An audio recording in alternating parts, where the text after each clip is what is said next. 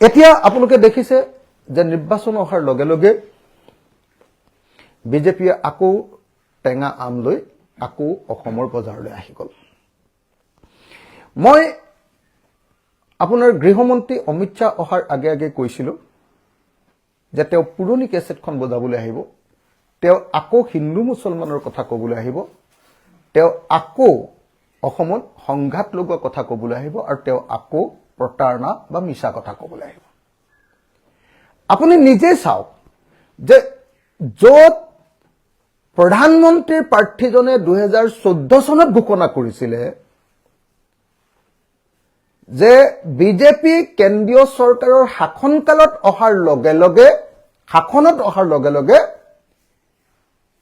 এজন এজনকৈ বিদেশী টালি টোপোলা লৈ ভাগিব লাগিব। গৃহমন্ত্ৰী অমিত শ্বাহে বাৰম্বাৰ সংসদত কৈ আহিছে যে ঘুচপেটিয়াবিলাকক তেওঁলোকে চিনকে তেওঁলোকে খেদিব।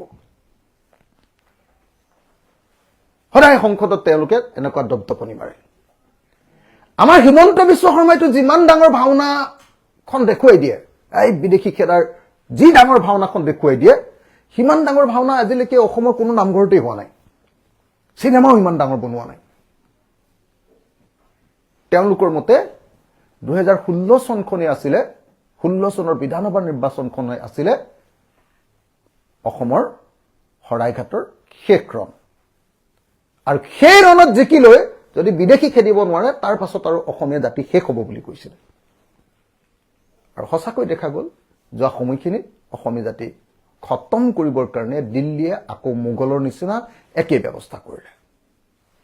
এই বিজেপি চৰকাৰে য'ত বিদেশী নেখেদিলে তাত বিদেশীক নাগৰিকত্ব দিবৰ কাৰণে 2019 চনত কি কৰিলে, নাগৰিকত্ব সংশোধনী আইন 2019 তেওঁলোকে প্ৰৱৰ্তন কৰিলে আৰু বাংলাদেশ, আফগানিস্তান আৰু পাকিস্তানৰ পৰা ধৰ্মৰ ভিত্তিত অহা বিদেশী নাগৰিকবিলাকক অসমত বা ভাৰতত নাগৰিকত্ব দিয়াৰ সিদ্ধান্ত ল'লে।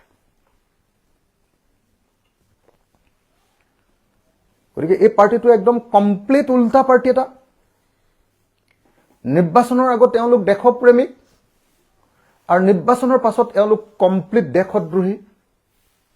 নিৰ্বাচনৰ আগত তেওঁলোক গণতান্ত্ৰিক আৰু নিৰ্বাচনৰ পাছত তেওঁলোক সম্পূৰ্ণৰূপে স্বৈৰতান্ত্ৰিক।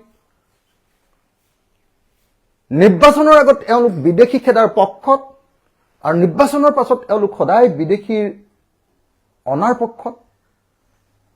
গতিকে অসমৰ ৰাইজক মই হাতজোৰ কৰি মিনতি কৰিছো যে এই দিল্লীৱালা নেতা, এই গুজৰাটী গেঙৰ নৰেন্দ্ৰ মোদী বা আপোনাৰ অমিত শ্বাহৰ ওপৰত ভিত্তি কৰি অসমৰ মানুহে কেতিয়াও ভোট দিয়া উচিত নহয়। এওঁলোকে অসমখনক উপনিৱেশ সাজিব খুজিছে, আদানী আৰু আম্বানীৰ কাৰণে অসমৰ সকলো সম্পদ দি দিব খুজিছে। আৰু কালি নিশ্চয় আপোনালোকে দেখিছে যে হিমন্ত বিশ্ব শৰ্মাই অমিত শ্বাহৰ সন্মুখত যিটো সেৱা কৰিছে, এনেকৈ কৰি আমি নামঘৰটো তেনেকুৱা সেৱা নকৰোঁ। কালি এনেকুৱা লাগিছিলে মোৰ যে হিমন্ত বিশ্ব শৰ্মাৰ সেৱা কৰোঁতে তেওঁৰ ভিতৰত থকা ৰাজহাড়ডাল নাইকিয়া হৈ গ'ল। মোৰ এনেকুৱা লাগিছিলে যে অমিত শ্বাহক যিটো সেৱা দিছে সেই সময়ত যেন হিমন্ত বিশ্ব শৰ্মা কেঁচুত পৰিণত হৈ গ'ল, তেওঁৰ ভিতৰত ৰাজহাড়ডাল নাই আৰু। অৰ্থাৎ অসমে ৰাজহাড় নাইকিয়া মুখ্যমন্ত্ৰীক দিল্লীৰ ওচৰত দি দিয়াৰ কাৰণে আজি অসমত আমি বিদেশী খেদিব পৰা নাই। আৰু সেইকাৰণে মই ভাবোঁ যে হিমন্ত বিশ্ব শৰ্মাৰ কাৰ্যকাল আমি 2025 চনতে শেষ কৰি 26ত আৰু তেওঁক বদলাই দিব লাগে।